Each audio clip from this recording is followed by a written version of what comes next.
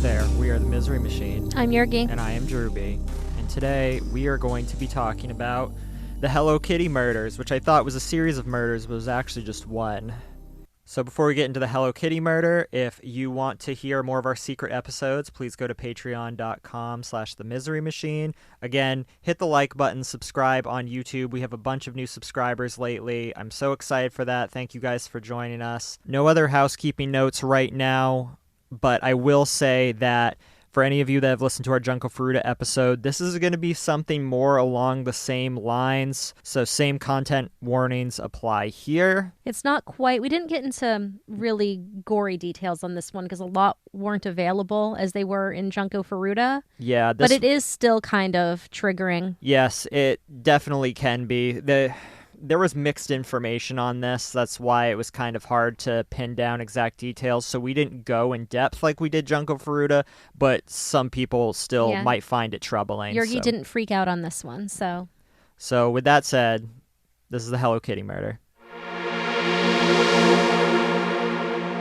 In May of 1999, a 14-year-old girl made her way to a Hong Kong police station. She told officers that for the past several weeks, she'd been constantly plagued by the ghost of a woman who had been bound by electrical wire and tortured to death. The police brushed her off, dismissing her claims as nothing but dreams or teenage nonsense. Their interest was piqued, however, when she explained that the ghost was of a woman she had a hand in murdering. Following the child back to the flat in the city's rundown Kowloon district, they discovered that the girl's dreams were in fact very real nightmares. Inside the flat, they found an oversized Hello Kitty doll with a decapitated skull of a woman inside it. Well, it was a Hello Kitty mermaid doll. It was a Hello Kitty mermaid doll. It was very cute. It's something Yergi would probably have. Yeah, I saw pictures of your stuffed animals. You would have had that. Yeah. The case became known as the Hello Kitty murder and was regarded throughout Hong Kong as one of the most depraved crimes in memory. I didn't know about this prior, and when I heard Hello Kitty murder, I thought there were several murders where the perpetrator left a Hello Kitty doll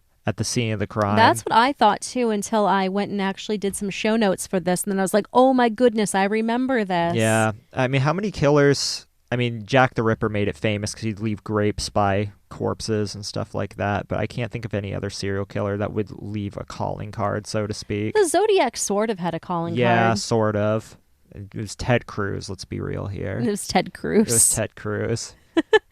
So the victim, Fan Man Yee's life was tragic even before she was decapitated, and her head was stuffed inside it all. After being abandoned by her family as a child, she was raised in a girls' home. By the time she was a teenager, she had developed a drug addiction to crystal meth specifically, and was turning to prostitution to pay for her habit. By 23, she had secured a job as a hostess at a nightclub, though she was still battling her addiction. In early 1997, Fan Man Yee met Man-lok, a 34-year-old socialite. The two met at the nightclub and discovered they had something in common. Fan Man Yee was a prostitute and a drug addict, and Man-lok was a pimp and a drug dealer. Before long, Man Yee was a regular addition to Man-lok's group in addition to his henchmen. I should also note that Man-lok looks like he should be in some sort of Asian boy band. Yeah. Because those are still big in Asia. I saw a picture of him, not his mugshot, but there's a regular shot from him, and dude looks like he could be on TV. He was kind of cute. I'll say it. He was kind of cute. Yeah, well, you tend to think a lot of people who kill people are cute.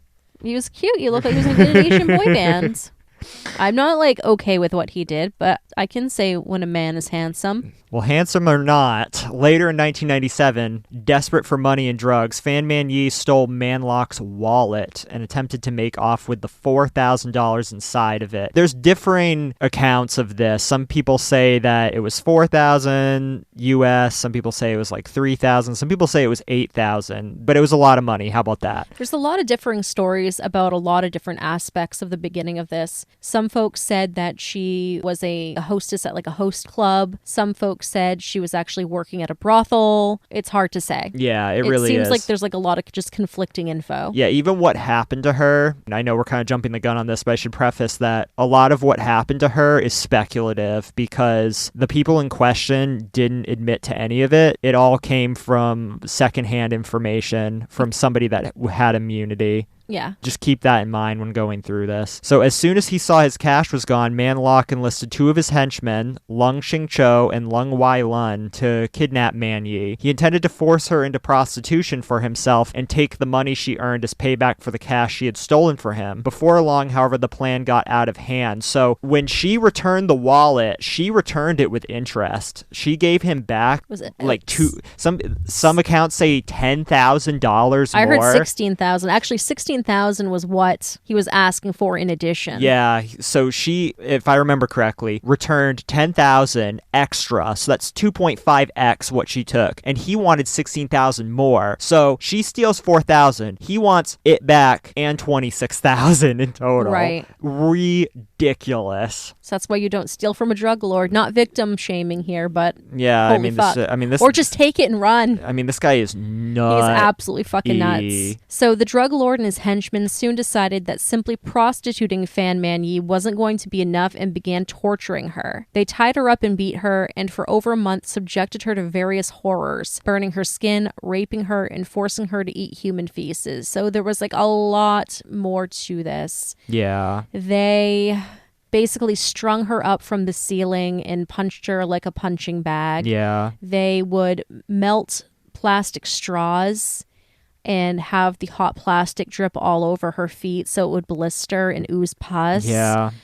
So think of anything that we talked about in our Junko Furuta episode.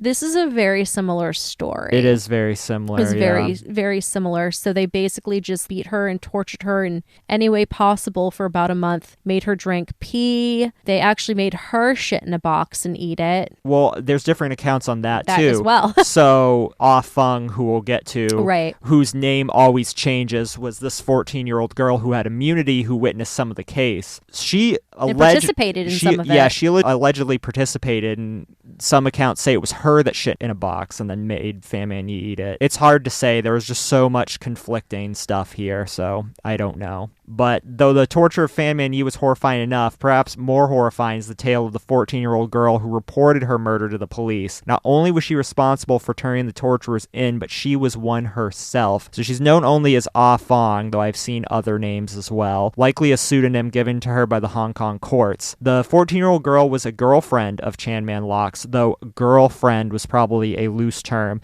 In all likelihood, the girl was another one of his prostitutes. I've read that she was 13 at the time. Also, I don't quite understand the whole witness protection program in this instance. I mean, I understand why somebody in this case would have witness protection, but there are pictures of her online, clear pictures of her. In fact, they photographed her next to a fridge with a bunch of meat in it, human meat. I do not understand why that's out, but they would protect her name, but show her face so clearly. It's a clear shot of her, too. I don't know. I might add it to some of the pictures that we have if you don't think they're going to get flagged on YouTube. You could probably add that one, I think. I mean, it's all over Google, and it's a pretty common one. Yeah, I think I could do that. Maybe. Just so people know what we're talking about. Yeah. So at one point, when Ah Fong was visiting the torturous trio in Man-lok's apartment, she witnessed Man-lok kick Man Yee 50 times in the head. Ah Fong then joined in, hitting Man Yee in the head. Though the details of the extent of the torture inflicted by Ah Fong were not released, as part of her plea deal, they were no doubt extensive. When she talked about them, she replied, "I had a feeling it was for fun." After a month of torture, Ah Fong discovered that Fan Man Yee had died overnight. Chan Man-lok and his henchmen argued that she had died from an overdose of crystal meth that she administered herself, though most experts speculate it was her injuries that eventually killed her.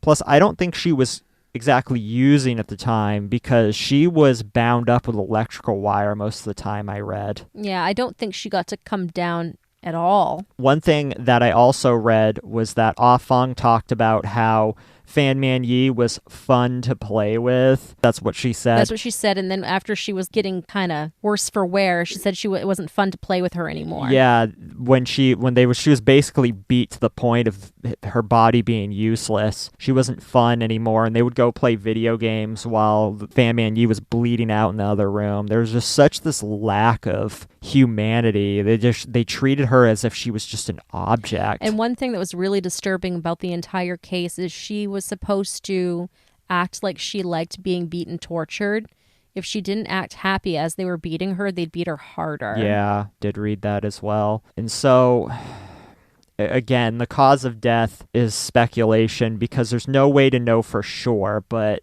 I think it's pretty obvious that if Ah Fung is telling the truth about what happened, she most definitely died from her injuries and not from a crystal meth overdose. After discovering she was dead, the henchmen moved Man Yee's body to the apartment's bathtub and dismembered her with a saw. So they basically quartered her, and they cooked the individual pieces of her body to stop her from decomposing and emitting the smell of rotting flesh. What I read about this is when they found her dead, they didn't act immediately. In fact, all of them went to an arcade to play games. They just went to an arcade to play games and just left her while they figured out what to do. And I remember Ah Fung saying that she asked Man-lok what to do in this situation, and he said, just pretend this is something you're watching on TV. And so that's what she did when she helped dispose of the body. And they used boiling water to not just cook her, but to boil her head. Did they boil her head, or they put the head in the oven? I believe they boiled her head. Yeah. They used the same stove that they were cooking dinner in. They boiled pieces of her body and disposed of them in the household garbage. They used the same utensils. While they were cooking the body, they also cooked food for themselves. Apparently this was an all-day ordeal. It was 10 hours. Yeah. And they just, with her head cooking, with all this stuff going on, they were able to eat and have an appetite. And that's the thing that just I can't even fathom. They use the same spoons. I can fathom using the same spoons if you have cannibalistic tendencies. I can't fathom cooking all that and having a rotting corpse in this dingy apartment and being hungry for some mac and cheese. First off, this apartment was disgusting. So I've heard a lot of different accounts of this, about how Hong Kong, especially in Kowloon, especially in that whole walled off city area. Yeah. You have those apartments that are one on top of the other on top of the other. Yes. And people were speculating that this is a nicer 5-bedroom apartment. It's really not. No, it's been trashed. It might have been nice at one trashed. point, but it was disgusting. It looked there's like many a squat. pictures. It looked abandoned. It was bad. Now, I mean, granted, these are the crime scene photos. Maybe they trashed it after the fact, but I doubt it. It looked like it had been in disrepair for a long time. And full of Hello Kitty stuff. Yeah. Her head, however, they saved it, and after they boiled it on the stove, they sewed her boiled skull into an oversized Hello Kitty mermaid doll. And the pictures of that doll is online. There's this kind of weird photo of one of the crime scene guys holding the doll in a plastic tote and smiling. It's really weird. Yeah, and we'll definitely... We can put that up for as well. Sure. Additionally, they kept one of Fan Man Yee's teeth and several internal organs, which they stored in a plastic bag. Also, for some reason, I don't know if they were just high on crank or whatever, but they took some of her organs and meat and they tossed it out a window and it landed on an awning. But the rest of her, they were able to, besides the skull, they were able to dispose of in the garbage, and it was lost in the trash pickup. In exchange for protection, which is she also likely received in part due to the fact she was so young, Ah Fong testified against Chan Man-lok and his 2 henchmen in an attempt to rid herself of the haunting she claimed to be experiencing. She detailed the torture that the 3 men put Fan Man Yee through. So apparently in her dreams, she said that Fan Man Yee was coming to her and demanding her head back. I can't remember. Do you remember? I don't remember that part, but I know she was being haunted, and that's why. Yeah, and that's why she came forward. So... yes, this girl is 14, but you know a good sense of right from wrong when you're 14. You know. You absolutely do. You know you're not supposed to be torturing some girl and disposing of a body this way. So this girl was likely pretty twisted herself. Well, if she's saying that she wasn't fun to play with anymore when she was beat half to death, I'd say she's pretty fucked. Absolutely sociopathic. Right. I'm surprised she didn't reoffend later in life. Maybe she did. Maybe she did. I mean, she had her name changed, so in all likelihood, this is somebody who could absolutely reoffend. Yeah, so though the story was so disturbing, many felt it could not possibly be true. The evidence uncovered by police was damning and disturbing. The apartment in which Man Yee had been tortured was full of Hello Kitty memorabilia, from sheets to curtains to towels to silverware. Furthermore, the body part trophies taken from Man Yee were found inside that also had evidence that the men had interacted with them. I don't know what interacted means. I don't know what that means either. Was there iramatio? I don't know. Well, here's the thing that I'm confused about. So Man-lok owns this apartment. Does he just love Hello Kitty stuff? Yes. I mean, Jesus, you got this hard fucking drug dealer with Hello Kitty stuff. That's pretty cool Hello Kitty stuff in this derelict apartment. It's just weird. I want to talk to somebody from mainland China or Hong Kong and be like, yo, how common is it to be into Hello Kitty there if you're a person like this? Because over here it's children or younger women, not dudes. If dudes were into that shit, you would probably get looked at a little funny. I don't know, like some dudes really like Hello Kitty. Well, yeah, but just like some dudes really like My Little Pony, and those people are bronies and looked at funny. I would just think that it would be in the same category as bronies. I don't know. I think maybe things are different over there. I'd like to look into it more. I mean, I'd like to understand for sure. It's like in Japan, like over here, if you read manga, people might think you're a nerd, whereas over there, even the most normal people read manga, or so I was told. I don't know. I'm open to being corrected on this, and I welcome it. I'm just like more concerned as to why he had all this cool stuff in that shit apartment. I don't know either. Yeah. Like it was just an abandoned squat. When you say memorabilia, I assume that some of it is worth some money. Right. Unfortunately, due to the state of Fan Man Yee's remaining body parts, the police and medical examiners were unable to determine a cause of death. There's no doubt that she experienced indescribable torture and that the three men had inflicted much of the damage to her body, but there's no way to tell whether a drug overdose or a torture was to blame. As a result, the three were convicted not of murder but manslaughter, as the jury believed that though they had caused her death was not the intent. See, this is very different than the Junko Furuta case. The charge left Hong Kong's public reeling from the Hello Kitty murder, but the trio were sentenced to life in prison with the possibility of parole in 20 years. And hopefully they don't get out. My goodness. One is out. One is out? One had a mistrial. It was, let me look here. Okay, so I paused it and I looked. I couldn't find anything. I swore I read that one of them got released around their parole date, which they're up for parole in 2019, but I can't find anything about it. I swore I read something that one of them was retried, but I could be wrong. The apartment building, however, that's been demolished. That was demolished in 2012 because there was widespread publicity about this, so nobody wanted to buy or rent the apartment. The flat sat empty for years, and eventually people decided they didn't want to live in any of the apartments in the building or on Granville Road either. So after purchasing the vacant apartment building, which many people believe to be haunted by the spirit of Fan Man Yee, the investor demolished the building in 2012. I think they rebuilt something on top of it. They did. They put a hotel. Yeah, that's right. It actually is kind of a nice looking hotel. It does look very nice. There's a couple movies that were released. There's two released in 2001. Human Pork Chop and There's a Secret in My Soup. Apparently the latter is more accurate to the Hello Kitty murder, whereas the former is loosely based on it. And there's a Bones episode titled The Girl in the Mask, which is based on this case. Yeah, this was one that, oh yeah, there's a picture of the hotel right here. Yeah. And it does look pretty nice. Yeah, so this is just crazy. And also, we didn't mention that she was apparently a mother and had a husband too. Mm-hmm. The thing about this case is that the details are so spotty. Despite happening later in life compared to the Junko Furuta case, the details on this are pretty thin and vary, whereas the Junko case, there was very concrete data. Like anytime you look up anything for Junko Furuta, you get a very solid story from beginning to end. Very detailed. Researching this was really strange. Yeah. I oftentimes will go to many different sources, so Wikipedia, different articles.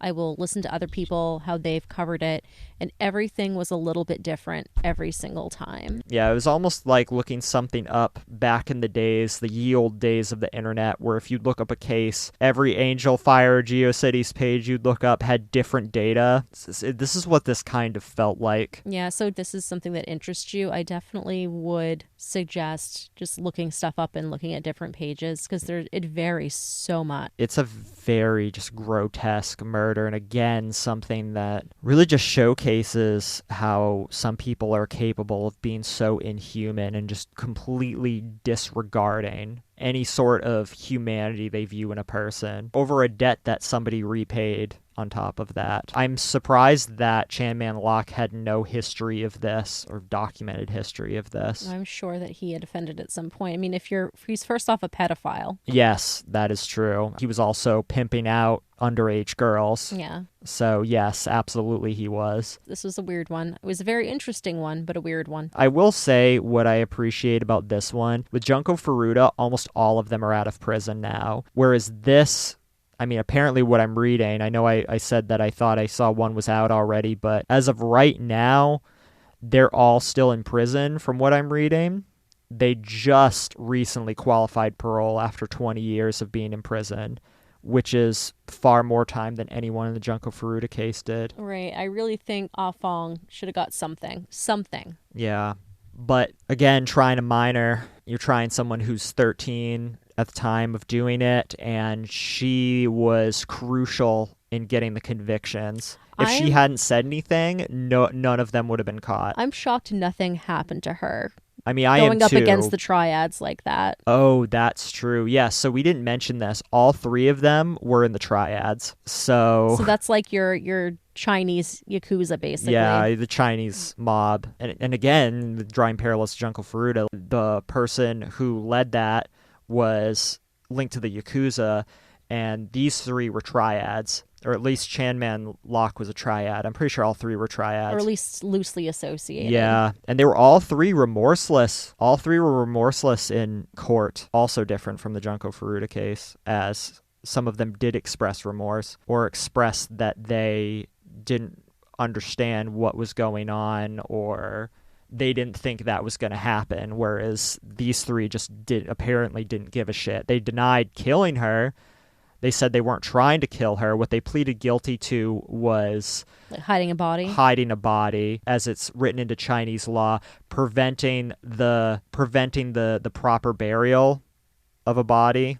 I think it was something like that. So that's what they were guilty of, and they were guilty of that and guilty of manslaughter, which apparently you can get life in prison for there. And in this case, they did. And hopefully it stays that way. Hopefully. But yeah, I don't know. She could have been killed. Apparently, since there's not a lot of good documentation of this, maybe Ah Fong did get murdered by the triads.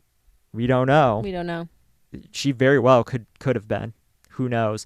And to think that this would not have been uncovered had Ah Fong not come to the police about it. How many more cases are there like this? I mean, I talked about this with Junko Furuta. How many more, when it comes to organized crime, how often does something like this happen? Especially where you're in some sort of derelict apartment anyway. It's disgusting. It got bulldozed anyway. So any number of people could have been killed, dismembered, cooked, thrown out with the trash. I mean, when you have cooked meat like that, who's really going to pick it apart and see if it's a person or not? Right. Especially the triads, which there's corruption within the Chinese police force due to triads. The Yakuza in Japan, there's plenty of corruption in the Japanese police force due to the Yakuza. When you have that level of corruption, what can you get away with? The only reason they couldn't get away with this is because it was made so public that somebody had to go down for it. Right. And, they felt so brazen about it that they threw organs just out a window just for the hell of it. Literally out a window, and it landed on an awning. They recovered it from an awning. They found like her liver or something like that. And there was complaints. They called the police because they smelled an awful smell coming from the apartment. Houses over smelled it. And the police showed up and did not search the place. Also similar to Junko Furuta. I don't remember what their reasoning was, but apparently it smelled really bad coming out of there. And I don't know if that's what happens when you cook meat or what. Well, think about it as well. So you're in Hong Kong. That's a generally warmer place. Yep. You have, first off, a disgusting apartment, which looks like there's piss and shit everywhere. Yeah, it does. You have a person who has been tortured. If they're keeping her strung up like that for a month, she's definitely defecating all over the place. I mean, I don't mean to speak ill of the deceased like this, but that's definitely what's happening if they're not taking her down. They left her dead on the bathroom floor for a while, for a couple of days. a body in a warm environment starts to decompose pretty quickly. Yeah, and even if they start cooking her and stuff like that, the smell is still going to be there. Right. Again, I don't know if you cook human meat, if it creates a smell. If somebody knows this, please let us know. This was reported to the police, and the police didn't do anything. The only time the police did something is when Ah Fong came forward, and at first they thought it was bullshit. They sent her away the first time she tried to report this. So what does that tell you? And think about it as well. They had her head inside of the Hello Kitty doll. Yes, they boiled it down to a skull, but I know for a fact when you're trying to, just with taxidermy, you have to do a lot more than just boiling bones to get it down to what you want it. You have to do a lot of degreasing. You have the brain in there. You have all this stuff. Again, I'm not trying to make light of this. I'm just explaining facts here. We're just speaking scientifically what happens. What we're trying to do is illustrate the fact of how much evidence there was to the surrounding people, and even still the police weren't doing anything. Right. So if you stick something like that in a doll and just leave it in your apartment, of course it's going to reek. So what I read from the crime scene investigators, they opened the door and their eyes were watering because the smell there was just so pungent. And when they opened the doll, there was maggots all through it. So obviously it wasn't properly done like a taxidermist would do, as you pointed out. With all of this said, just how much has to happen? Imagine if they did this, for lack of a better term, correctly. Imagine they were professional about it. They disposed of the body immediately. They took efforts to lessen decomposition. Or disinfect. Nobody would have known this. Nobody would have known this. And if you're torturing somebody in there, obviously she's going to be screaming. People are going to hear that, and no one's reporting this. It blows my mind. When I read this, I was like, man, this is so just monstrous. But then when you really think about, okay, how much evidence there was, how sloppy they were being, how many people heard this going on and did nothing or tried to report it and the police did nothing, that's what's really freaky to me. That's what's really freaky, because that tells me that if you're at all just proficient at this, you could get rid of so many people there and nobody would do a damn thing, which makes me think that for however many Fan Man Yees there are, there's tens more that are never discovered, that just disappear. It's pretty fucked up. That's really fucked up. Because nobody's going to go head to head with the triads. They're just going to let whatever happen and not care. I'm sure there's fear of or maybe reporting there's to the just a police. neighborhood where people just mind their business. Yeah, just don't talk about shit. I don't know. I really don't know. But when I look at facts like this, what I see is a spot where people could be killed and nobody's going to report it, or the police turn a blind eye, probably due to triad corruption. And that's what this sounds like. This sounds like this was so loud, this was so just noticeable and so public that somebody had to go down for it. And so that's what happened here. Somebody was very sloppy about all this, and so they paid for it. Had they not been this sloppy, this would have never been a thing. This would have never been known. Especially if they didn't involve Ah Fong. Yeah, so think about that. Think about how often does this happen in the world? Because people see these things and they think this is a rare thing. It's not. It's not. People get killed like this all the time. This tells me it's absolutely not rare. God, just humans are monstrous. Okay, I don't have much else to say about this. Okay. We're now just ranting about how terrible things are, which they are. And yeah. Who knows, maybe someone in the apartment complex is boiling people and putting them into dolls. I don't know. Yeah, I know, right? What I really want to get across with all this is, you sit here and think that this is a one-off thing. No, it's not. This one was just somebody who was just very sloppy. So that's all I have to say. That's all I got. Okay.